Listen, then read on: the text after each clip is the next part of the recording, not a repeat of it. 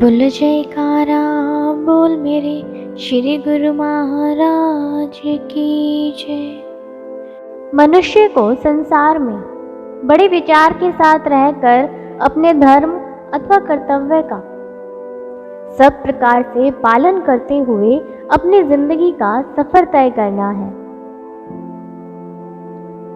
समय अपना काम करता है, वह किसी का भी इंतजार नहीं करता। इस समय के अंदर ही जिसने अपने मकसद को सामने रखकर कुछ काम कर लिया, उसने नफा हासिल किया। जिसने अपने मकसद को समझकर कुछ अपना काम संवार लिया तो फायदा उठाया, नहीं तो अगर गफलत में रहकर और मन के धोखे में आकर अपनी जिंदगी के मकसद को ना जाना तो नुकसान उठाएगा। इस समय के अंदर इंसान को असल में रूहानी फायदा उठाना था, मगर मन और माया के धोखे में आकर यह इंसान बजाय फायदा के उल्टा नुकसान उठा बैठता है और मन माया की लपेट में आकर रूह 84 लाख योनियों के चक्कर में पड़ती जा रही है।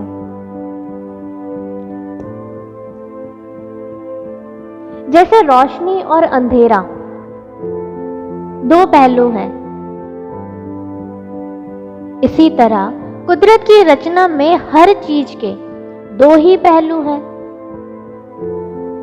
जैसे दिन रात, सच झूठ, भला बुरा, रूह शरीर, भक्ति माया और गुरमुख तथा मनमुख, ये सब दो पहलू हैं।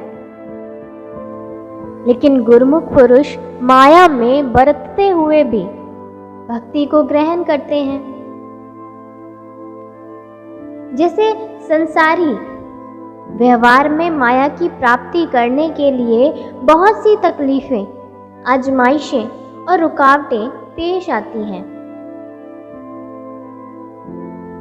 इसी तरह ही भक्ति या परमार्थ के रास्ते में माया अनेक रूप में रुकावटें डालती है।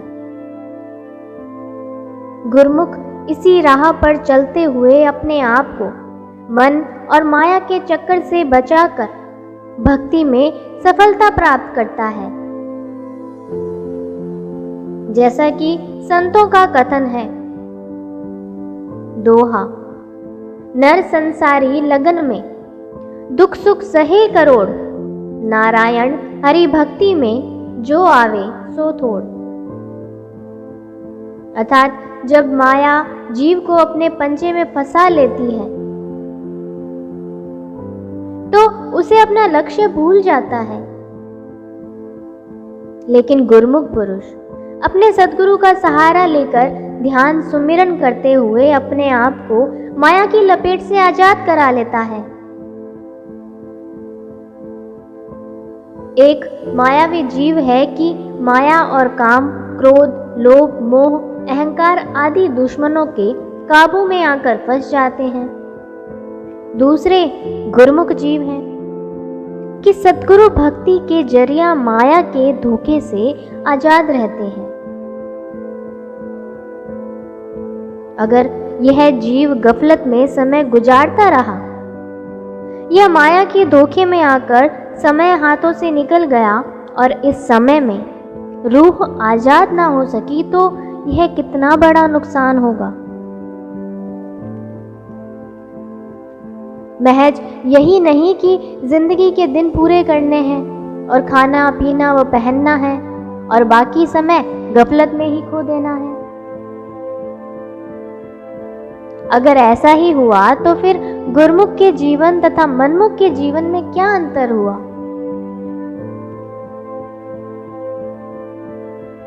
इसी समय में ही मालिक तक रसाई हासिल करनी थी, किंतु माया के चक्कर में आकर यह समय फिजूल गुजर गया। आखिर को माया भी अपनी ना बनी और भक्ति के लाभ से भी खाली ही रहा। कहते हैं ना, दुविधा में दो गए, माया मिली ना राम। अब सोचो कि यह कितना बड़ा नुकसान हुआ। अगर इस समय में सच्चे मालिक की प्राप्ति की होती तो कितना फायदा था। और अब जो कि माया की उलझन में पड़कर 84 लाख योनियों का शिकार हो गया, तो यह कितना नुकसान हुआ। इसलिए महापुरुष समझाते हैं कि ऐसा नहीं होना चाहिए। कुदरत की तरफ से ऐसा अच्छा संयोग मिलने के बावजूद गफलत की वजह से माया का दबाव पड़ गया और माया ने ताकत पकड़ ली, तो नतीजा खराब होगा।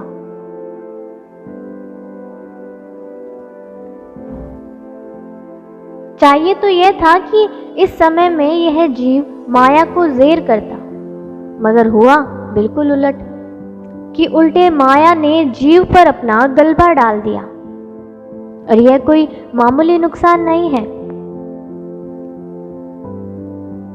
महापुरुष फरमाते हैं कि हम यही ख्याल करते हैं कि वह कौन सा सौभाग्यशाली समय होगा कि जब जीव इस माया के घुमेरे से आजाद होगा,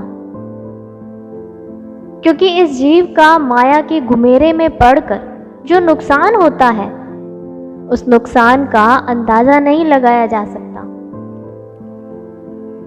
जो भक्ति और नाम से वंचित रहा और अपना सारा वक्त विषय भोगों में गुजार दिया, उसने अंत में कीड़े मकोड़ों की योनि को प्राप्त किया।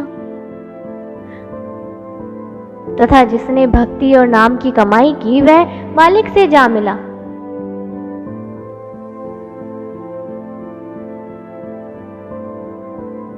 अब निस्बत लगाई जाए कि एक तरफ गंदी नाली का कीड़ा बनना है और दूसरी तरफ मालिक से जा मिलना है और एक रूप हो जाना है।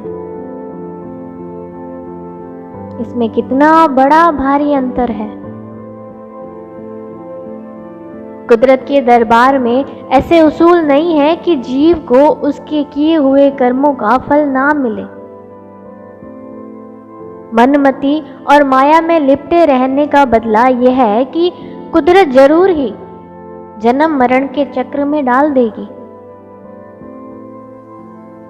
कुदरत कभी भी गाफिल नहीं है और उसके कानून से बचकर कोई भी नहीं रह सकता। इन सभी बातों को दृष्टि में रखते हुए महापुरुष जोर देते हैं कि यहाँ नफा नुकसान बहुत ज्यादा है, चाहे कोई माने या ना माने। मगर भक्ति की कमाई करने और ना करने में नफा नुकसान का सवाल हद से ज्यादा है। अगर धन का नुकसान हो जाए तो वह पूरा हो सकता है, लेकिन माया के धोखे में आकर जो भक्ति का नुकसान होता है, ये नुकसान पूरा होना बहुत मुश्किल है। यह माया एक फिसलने की जगह है। जरा गफलत हुई और पांव फिसला तो बहुत गहरे गड्ढे में जा गिरेगा, जहां से कि फिर निकलना दुश्वार हो जाएगा। इसलिए सोचो कि यहाँ कितनी जबरदस्त एहतियात की जरूरत है। जीव को गुजरना भी इसी राह से है, अर्थात इसी माया में ही बरतना है और इसी राह में माया का मुकाबला भी करना है, और यह रास्ता भी खतरनाक है। मिसाल के तौर पर जब कोई इंसान दुश्मनों के घेरे में आ जाए तो उस समय उसे सुख दुख, धन दौलत, विषय विकार, मोह माया वगैरह किसी का भी ख्याल नहीं सूझता, सिवाय इसके कि वह किसी तरह दुश्मनों से आजाद हो सके।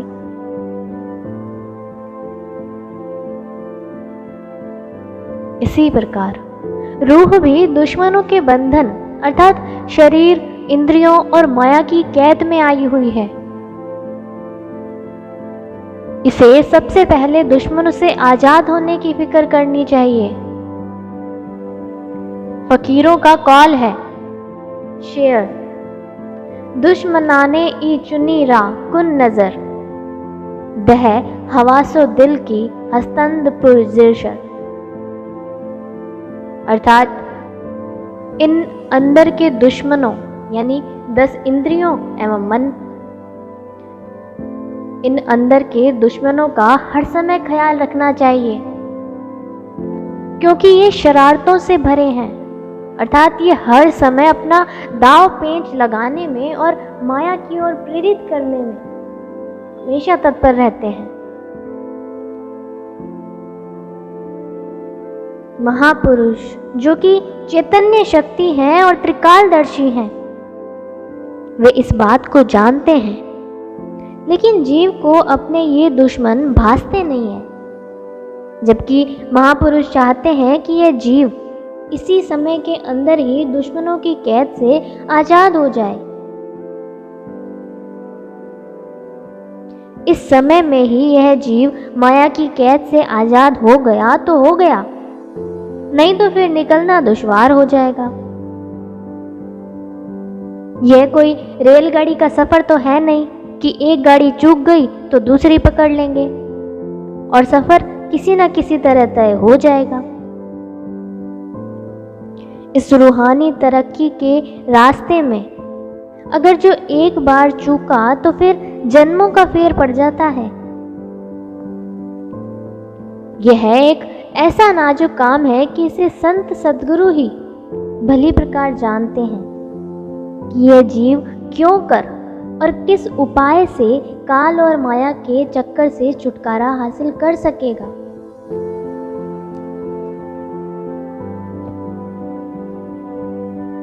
अब यह जीव सद्गुरु की मौज और आज्ञा में दृढ़ बना रहा तो काम बन गया, नहीं तो गफलत की सूरत में जो नुकसान होगा उसका अंदाजा नहीं लगाया जा सकता। संत सद्गुरु तो भलाई बुराई और नफा नुकसान बतला देते हैं। अब आगे तुम्हारी मर्जी है, तुम जो रास्ता अख्तियार करो। महापुरुष तो तुम्हें बार बार जतलाते हैं कि तुम जन्मों से माया के इस धोखे में पड़े हुए हो, मगर तुम खुद नहीं जानते। अब सोच लो कि तुम कौन सा पहलू ग्रहण करना चाहते हो। अगर गुरु भक्ति के जरिए अपना सुधार करना चाहते हो तो भक्ति और सेवक धर्म की ओर देखो और उसे निभाने की कोशिश करो। इस मार्ग में बड़ी खबरदारी और होशियारी की जरूरत होती है, क्योंकि माया तो हर समय अपने दांव पे चलाती रहती है। सद्गुरु के वाक्य और आज्ञा व मौज में तत्पर रहना ही सेवक का काम है। कहा भी गया है, गुरु को सिर पर रखिए चलिए आज्ञा माही, कहे कबीरता दास को 3 लोग डर नाही। अर्थात परम संत श्री कबीर साहिब जी फरमाते हैं कि सद्गुरु की मौज और आज्ञा को हमेशा सिर पर धारण कर लेना चाहिए और अपनी जिंदगी को उनकी आज्ञानुसार बना लेना चाहिए। जो दास या सेवक ऐसा अमल करता है फिर उसे 3 लोक में भी किसी का डर या भय नहीं रहता। इसलिए हमेशा सद्गुरु को अपने साथ और हाजिर नाजिर समझकर ध्यान तसव्वुर रखते हुए माया के चक्र से आजाद होना है। सिवाय इसके और कोई उपाय जीव के लिए माया से आजाद होने का है ही नहीं। माया से खबरदार रहने की हर समय जरूरत है। इसलिए माया से जबरदस्त ताकत अर्थात सद्गुरु की कृपा भरी नजर और उनका ओट आश्रय लेने की बहुत जरूरत है। जिसने सद्गुरु की मौज और आज्ञा में जीवन बिताया वह माया से बचकर मुक्ति पद को प्राप्त कर लेगा। वह धोखे में ना रहेगा और अपना कल्याण करेगा। अगर कोई संसारी जीव बहुत सा धन पदार्थ, माल जायदाद व हुकूमत को पाकर खुश होता रहे कि मुझे सब कुछ प्राप्त हो गया है, तो संत महापुरुष फरमाते हैं कि वह बहुत धोखे में आया हुआ है, क्योंकि वह उस वस्तु को पाकर खुश हो रहा है जिसका नतीजा 84 लाख योनि है। यह माया कभी नहीं चाहती कि जीव मेरे गलबे से बाहर हो जाए और आजाद हो जाए, इसलिए वह बार बार भरमाती है और उससे आज़ादी हासिल करने के लिए बहुत बड़ी ताकत की मदद और सयानी बुद्धि की जरूरत है।